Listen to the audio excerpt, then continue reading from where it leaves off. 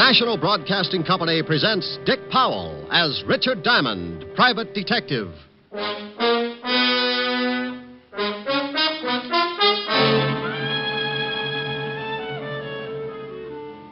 Mr. Diamond, the reason you're here is because I want someone to talk to the mayor. I don't know whether it was explained to you or not, but unless His Honor has done away with himself by noon, a lot of people are going to get hurt. Including yourself. Oh, that doesn't really matter. You see, in making my escape, a guard attempted to stop me. I had to kill him. Here's another exciting half hour with Richard Diamond, private detective, starring Dick Powell.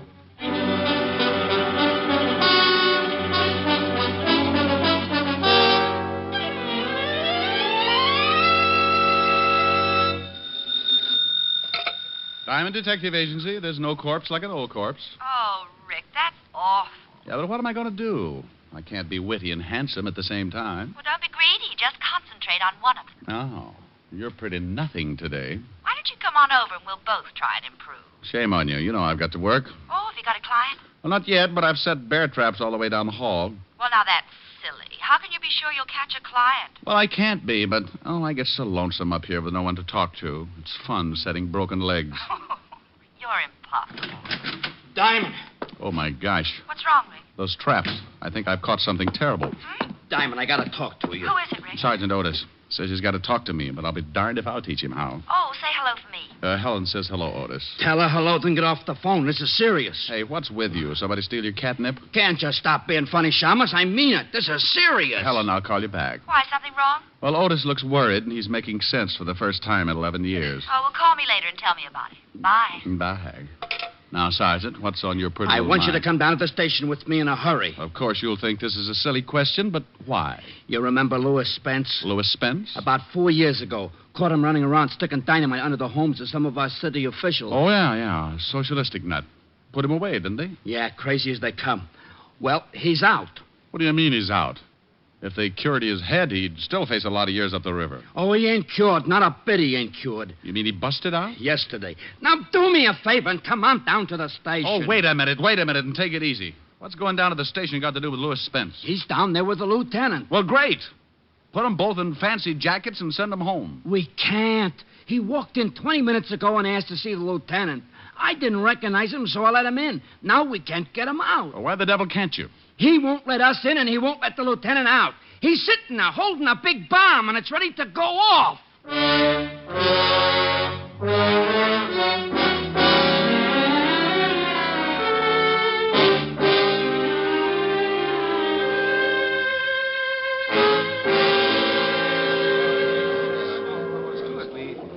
Well, it looks like a convention. Everyone's trying to think of something to do. Why is Spence doing this? What's he going to do? Just sit in there? You'll really get a boot out of this, Shamus.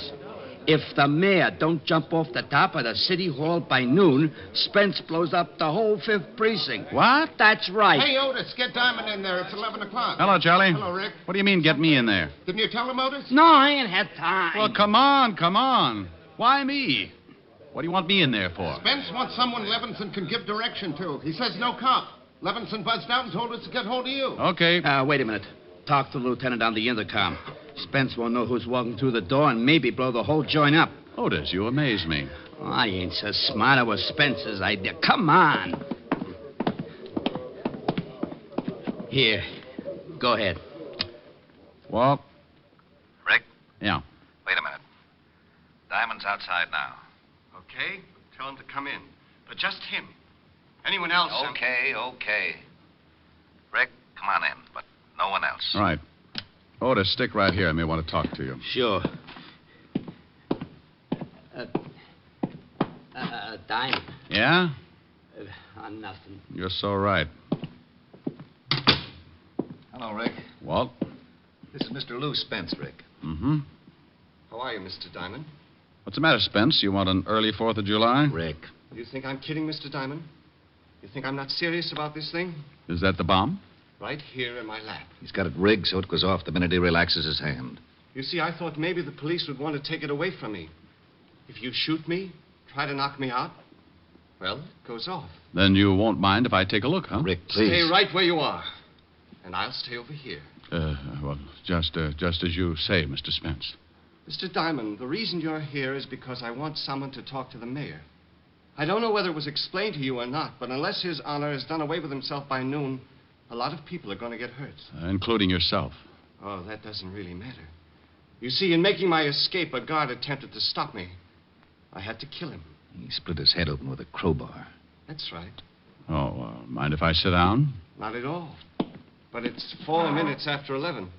I hope you don't plan on staying too long. Cigarette? No, thank you. You look like a pretty reasonable guy, Spence. Well, thank you. It's too bad Lieutenant Levinson didn't think so when they arrested me. Now I'm going to have to show him I'm not as insane as he thought I was. Oh, well, you'll have to excuse that, Spence. Walt thinks everybody's a little, well, you know, even me. That's very interesting. Oh, and with good reason. Ever take a look at his sergeant? Mr. Diamond, when the lieutenant arrested me, I was putting an explosive under the mayor's house.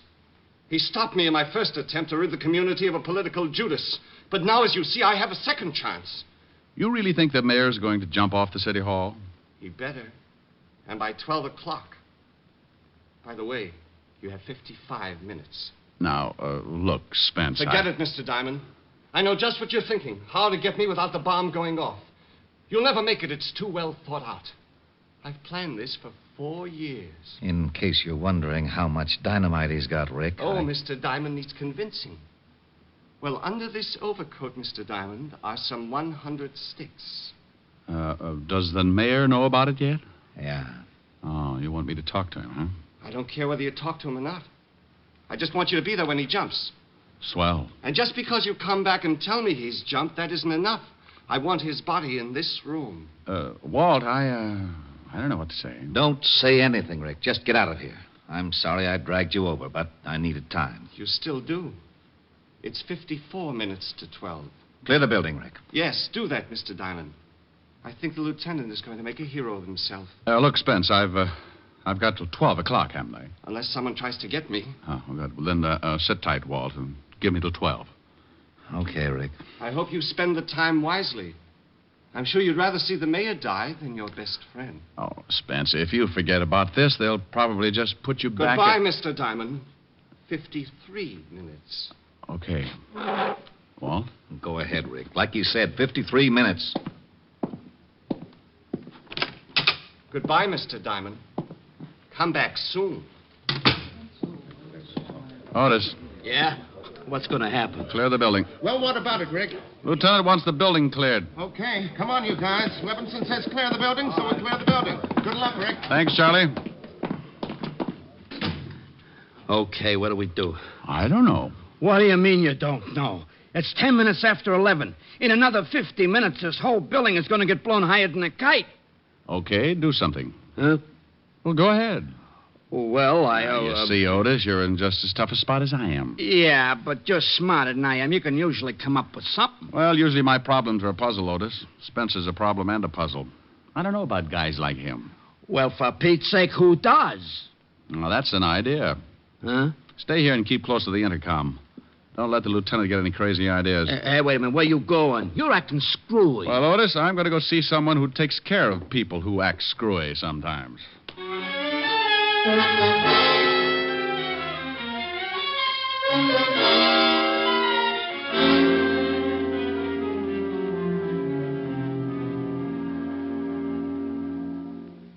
Well, that's the story, George.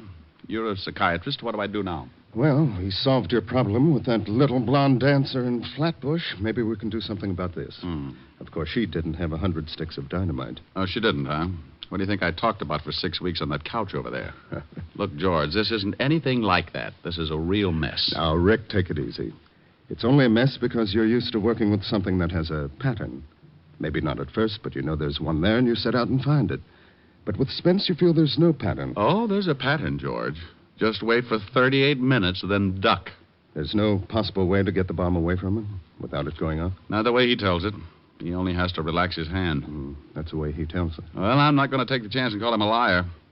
If I only knew for sure just how that bomb worked, I could reason with him. Well, before you can reason with him, you've got to know something about him.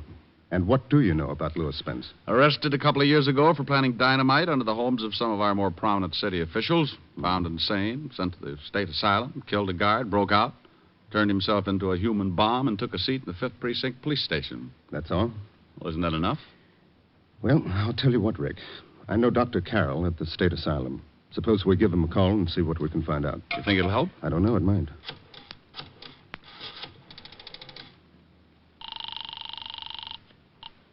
Long distance. Operator, this is an emergency. This is Dr. George Thacker, and I want to speak to Dr. Robert Carroll at the state asylum immediately. What was the name again? Dr. Robert Carroll. One moment, please. It'll be a minute, Rick. What time is it?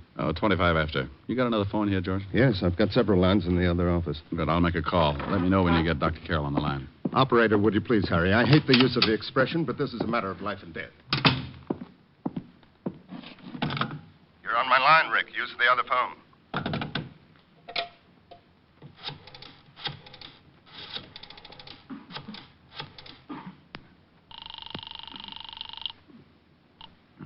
Yeah? Otis, Yeah. Where the devil are you? It's almost 11:30. you talked to the lieutenant since I left? Yeah, once. He wanted me to get out of the building. Now, you just stay put until I get there. I don't want Walt to try anything stupid. Yeah, well, I want to know what you're doing. I'm trying to get an idea, Otis. Just one little idea.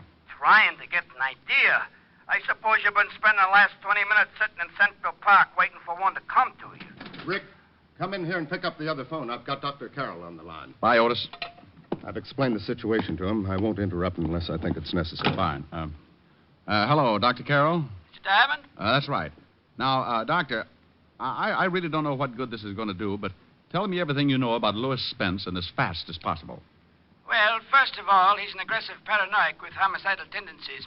Mm-hmm. He feels persecuted by society, or rather by those who help to govern society. Why does he feel this way? He believes in a great many things, all of which he thinks himself capable of achieving. Paranoiacs are frustrated to a point where they perhaps imagine themselves as capable artists or great scholars, such as in the case of Louis Spence, society being his Judascope. Pardon me for interrupting, Bob, but don't you think Spence is capable of doing this sort of thing? Oh, absolutely, George. You see, he's doing this whole thing purely because he enjoys the agony of it, but he's nonetheless ashamed. But what about the mayor jumping off the city hall, Doctor? Just to be ridiculous for the moment. What if His Honor did jump? Would Spence then give up the bomb? I doubt it. If the mayor jumped, it would give Spence a certain amount of satisfaction. But I still think he'd set the bomb off as a climax to his own cleverness and persecution. Pardon again, Bob. Any usual therapy that you used on Spence? Yes, as a matter of fact. Spence, as I've said, imagined himself a great talent. And he seemed to lean particularly toward the more artistic accomplishments, such as painting and music. In his quieter moments, we saw that he had a radio. How does this music affect him, Bob? He allows it to lull him into a sense of security. Sometimes even believes he's written it. You see, Mr. Diamond, he believes that his environment is against him, that it is trying to debase, degrade, and persecute him. He fights off any acts of moral turpitude by becoming the thing he imagined. Oh, I hate to break it up, boys, but it's 25 minutes to 12. I've got to leave. Thank you, Doctor. I hope I've been some help. Well, you've given me an idea anyway. Goodbye.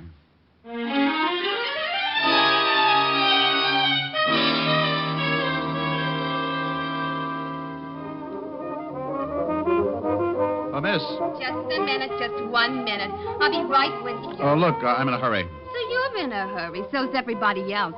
You'll have to wait until I'm through with this gentleman. Sweetheart. Now look. You look. Oh, a badge. Yeah, now this is police business. Got to be in a hurry. Is that clock right? Yeah, it's 11:45. 16 minutes to. All right, 16 minutes. You want to split hairs? No, I want a portable phonograph and quick. Okay. Here's one right here on the counter. 3 speeds, interchanging. I'll take it. Okay, I'll go back to the storeroom and get you a new one. Forget it. I'll take this one. Look, mister, we got a policy here. I can't say you nothing off from the counter, supposing it don't work when you get it home. You'll hear about it? You see? That's just what I mean. Well, does it play now? Certainly, like everything. Listen. Oh, boy, that's Pete Rugelow's new arrangement. He's crazy. Okay. Don't dig it, huh? Give me a record by Debussy or Ravel. Oh, no wonder. Well, let's see. We got the Engulfed Cathedral by Debussy. No, something with a little more excitement. All right. I'll read him off. Debussy or Ravel? Ravel. Mm-hmm. La Waltz, I guess. And we got Bolero. I'll take it. Which one? The Bolero. Okay. I'll have to play it for you. I've heard it. So what? It's another policy of the store. There might be an imperfection. Give me on... the record. Hey, don't get so grabby. Now, look, dear. You want me to have you locked up for obstructing justice? Huh? Well, unless you give me that record and this machine, this one right here, I'm going to snap the cuffs on you and haul you down to headquarters. Oh. You want me to do that? Well, you can't. All right. What's your name? Well, take the machine and the record. Thanks. And charge it to Lieutenant Walter Levinson, 5th Precinct, Homicide Division. If it works, you get paid. If it doesn't, don't even bother sending over a repairman.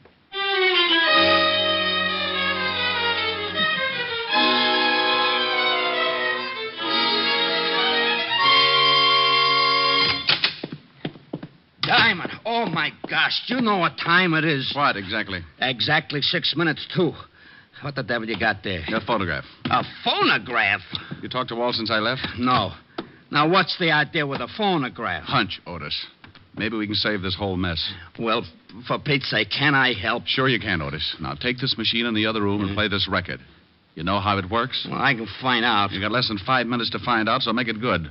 I don't want to hear anything until you're ready to let it play all the way through. Okay. Diamond. Yeah. Go on. Whatever you're going to do, if I louse it up, I louse up everything, huh? You won't louse it up, Otis. Oh, I'm so stupid. But I'll try. Otis. Yeah? You don't have to wind it. Just plug it in. Oh, yeah. I heard about them kind. All right, then get going. Okay. Yeah? Walt, it's Diamond. What's up? Careful, Lieutenant. Oh, I'm getting sick of this. Walt. Yeah? Relax. I want to come in. How about it, Spence? By all means. Have Mr. Diamond come in. All right, Rick.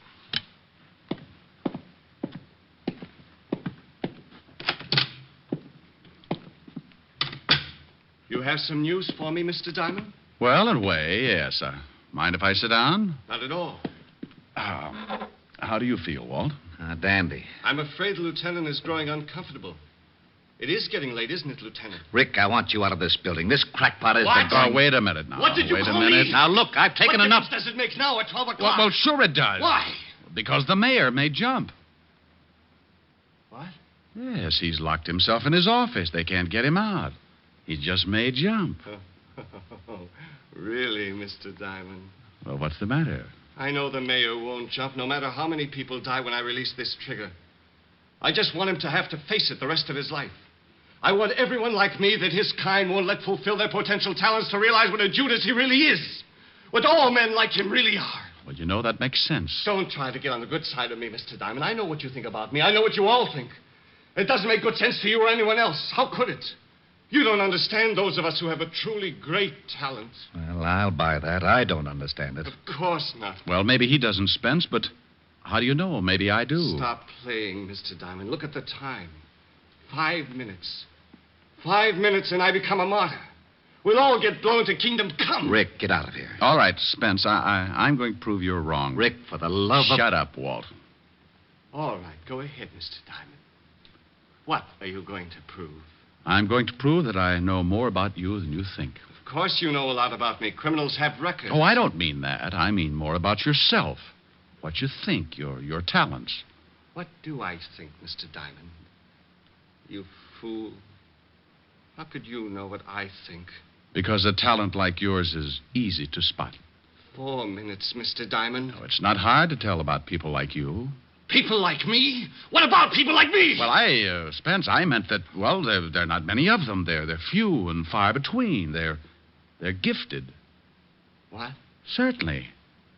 There's something you have that very few are lucky enough to be gifted with. Rick, please. Nearly 12, Mr. Diamond. I can tell that you are an artist, Spence.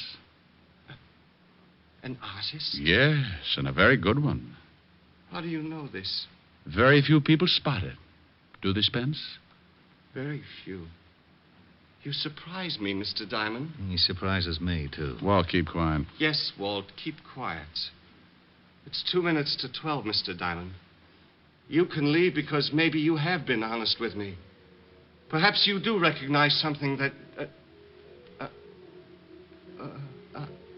What's the matter, Spence? Music. Music? I don't hear anything. Music. Beautiful music. Oh, I don't hear a thing, Spence. Do you, Walt? No? Oh, you must hear it. It's beautiful. Don't you hear that wonderful rhythm? Now, you see, Spence, we're not as lucky as you are. No one is. This is my music. This is what I would write if it wasn't for the people who won't let me. What does the music sound like? Oh, poet's words. The power and strength of death. It makes you imagine things, doesn't it? Yes, oh, yes. You hear the music and you become powerful. Like making that bomb. Not just anybody could think of that. It takes genius. You understand. You do understand. Well, of course I do, but I'm still amazed. There you sit with the power of life and death in your hands, and no one can do a thing. It must be wonderful. It is. Like the music, it's wonderful. In seconds, we'll all be torn from our earthly bonds, taken away from this dirty, filthy world to a place of clean, wonderful things like that music. No, but you're an artist. How could you ever take a thing like that bomb and put it together? A thing like this bomb? Oh, this is a masterpiece. Just looks like a small box to me. Oh, it took me weeks. Just a small box. Oh, no, you see, if my finger relaxes... Yeah, I know about that. But this took genius. It's not just relaxing my finger. It's how I put it together so as to get the required result. It's like the hammer action on a gun, but it's reversed. Well, I'll be darned. You mean when you release your finger, that makes the hammer fall? I can see you appreciate things of genius. I wish you could hear the music, too, Mr. Diamond. You'd really appreciate that. It's so wonderful. Well, tell me more about the bomb. When you release your finger and the hammer falls, what does it hit? Well, that's a simple part. I'm surprised at you. I just wanted to hear you tell me. After all, you invented it. Yes. It strikes a cap. It's that simple. Simplicity can be beautiful. Don't you agree? Absolutely. Listen to that music. It builds and builds. Tell me, Spence, what would happen if something got in the way of the hammer? I mean, between the hammer and the cap. Nothing can. There's nothing big enough in the box that the hammer wouldn't tear right through. Simplicity, Mr. Diamond. I'd sure like to take a look at it. Of course. There's nothing you can do. So by all means, look. Well, you've got glass over the end of the box. That's right. See my finger on the trigger? If I release it, that hammer falls and strikes that cap. Why the glass? So I could look in when I set it and see that everything was all right. Oh, that's very clever. That music is getting so big, I can't think. What time is it? Plenty of time, Spence. Yes. When the music finishes. It's nearly done now. What? I thought you said you couldn't hear it. It's a phonograph from the other room, Spence. What? Tell me, Spence, what happens if I jam my hand through that glass between the hammer and the cap? What? That music. That music. Got him, Walt. Got him. Let me go. You don't understand. You cheated. You did lie. Let me go. Well, that does it. Otis, take him away. With pleasure. And you, Rick. Yeah? How'd you know that music would work? How'd you know you could stop that hammer? How'd you know you wouldn't... Oh. Did you hurt your hand? Well, of all the... Well, did you? No. Well, all right. You just bet it is. Goodbye.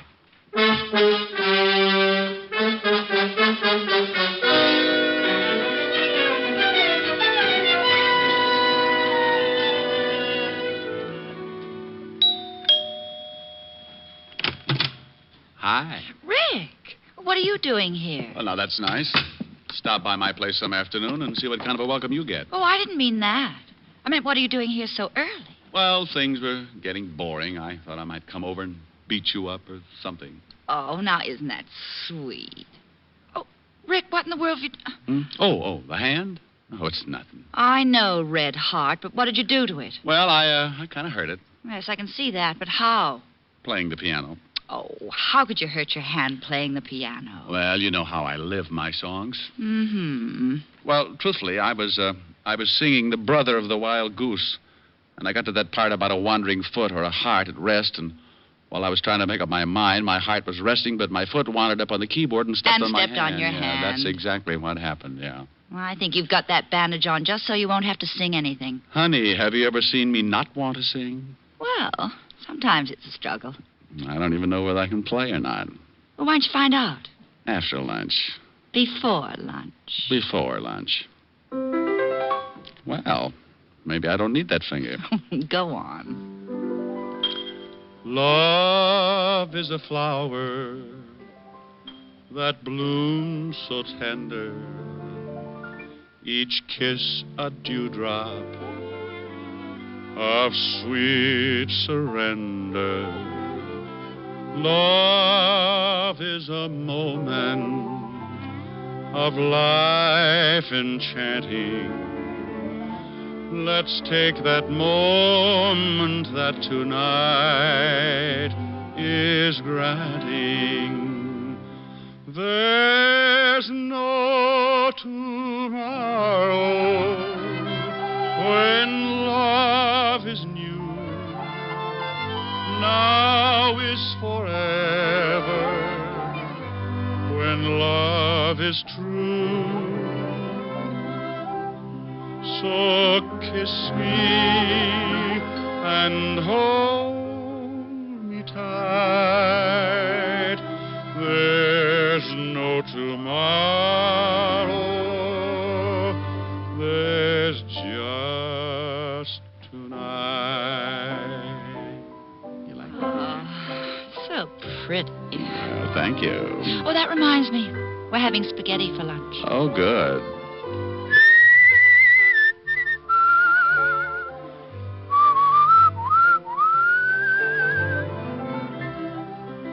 So kiss me and hold me tight.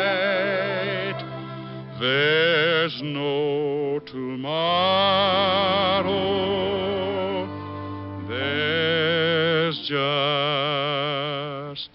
tonight. That was nice. Now tell me, how did you hurt your hand? Simple. I was grabbing. Grabbing? Mm-hmm. Like this. Come here. Oh, Rick. Oh, of all times. Hello? Hello? Walt? Yeah, I just thought I'd call and... Oh, you did you? Well, you sure picked a nifty time to do it. Oh, did I bust up something? Yes, you did bust up something. Well, you don't have to get sore. Well, who's sore? I am. That's the last time I'll let you do me any favor. Okay. If that's the way you feel about it, goodbye. Goodbye. Well, what in the world was all that about? Oh, well, honey, you see, it's like this. Walt got in some trouble, and I helped him out of it. No, you see, I don't want him to feel obligated. But, well, that's not actually it. He doesn't want me to know how he really feels. What am I trying to explain it for? I don't understand it myself.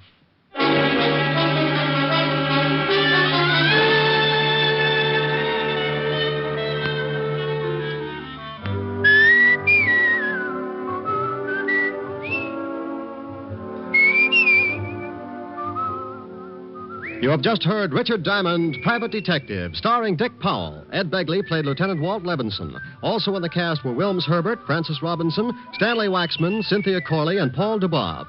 Music was under the direction of Frank Worth. Today's show was written by Blake Edwards and directed by Russell Hughes. Dick Powell currently may be seen in the motion picture version of the best-selling novel, Mrs. Mike.